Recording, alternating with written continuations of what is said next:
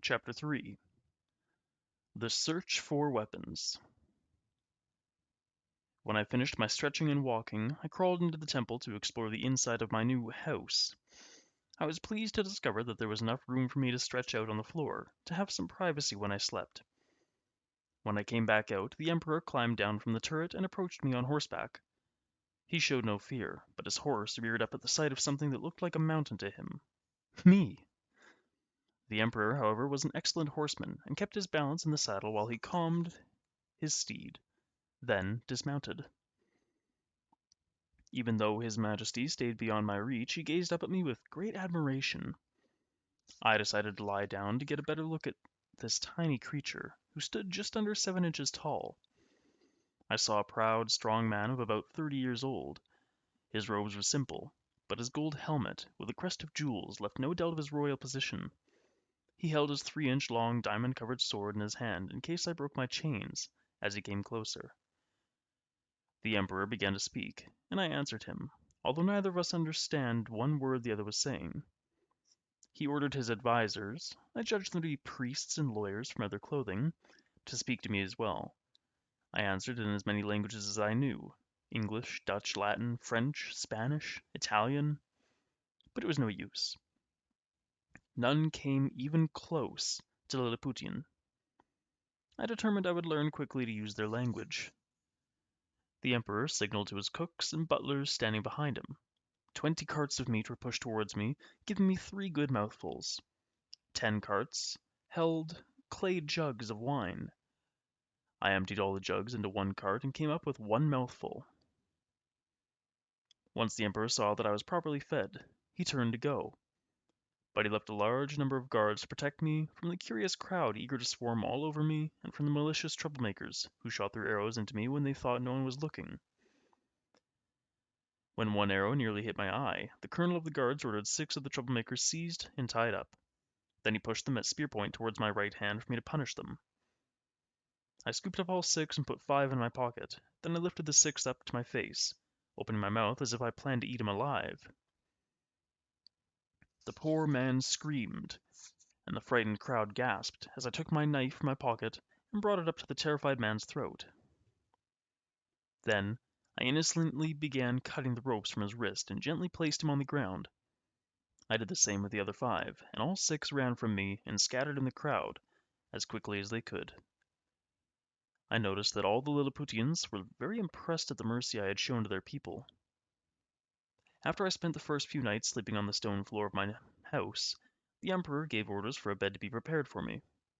Workers brought in 600 mattresses and laid them down in 4 layers of 150 mattresses each.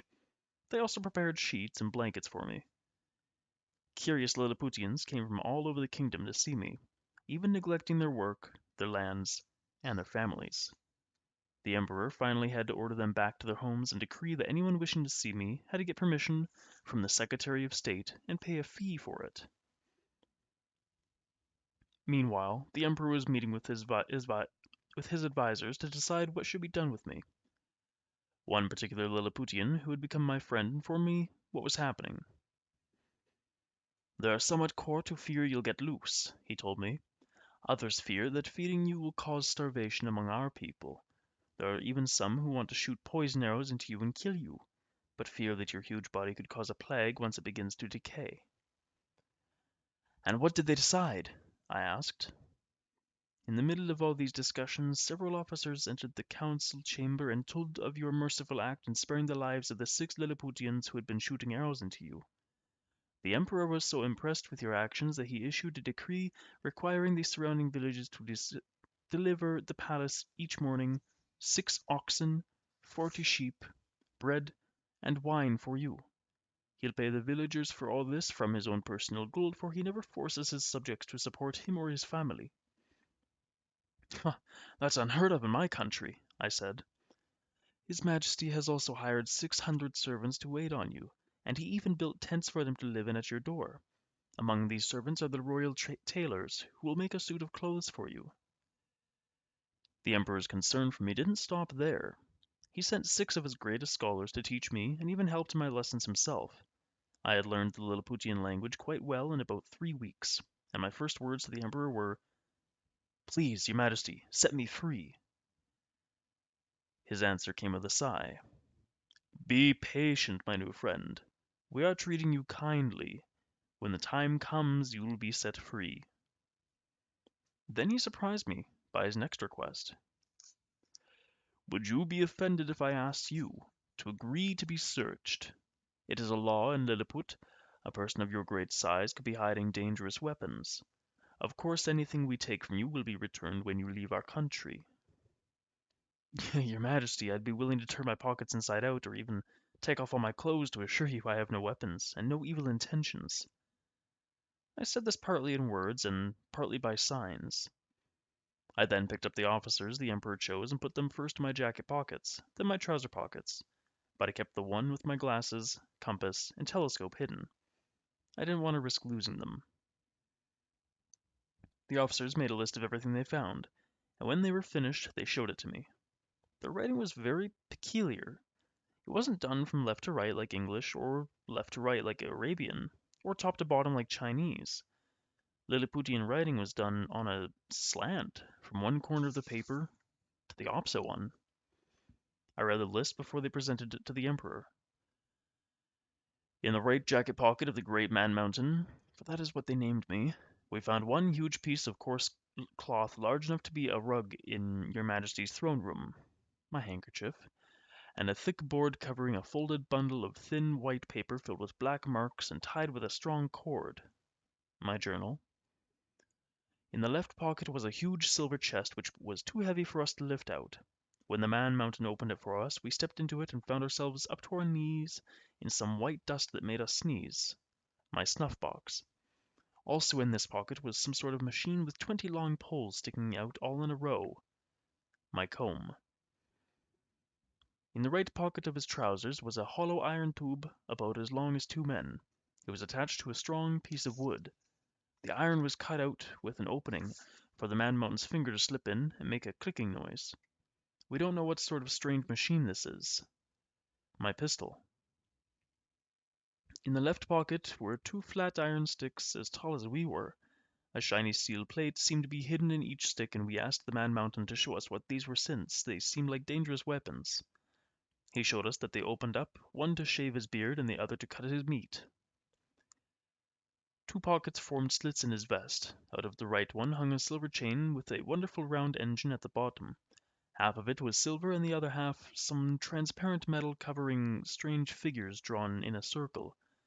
A pointed arrow moved slowly around the circle and made a continuous sound, as if it were alive.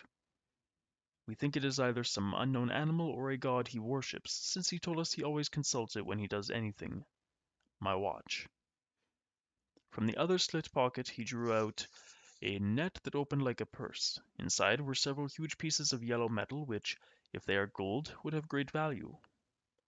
Around his middle the Man Mountain wears a belt made of the skin of some animal. From this belt hangs a sword as long as 5 of our men and a pouch with 2 compartments.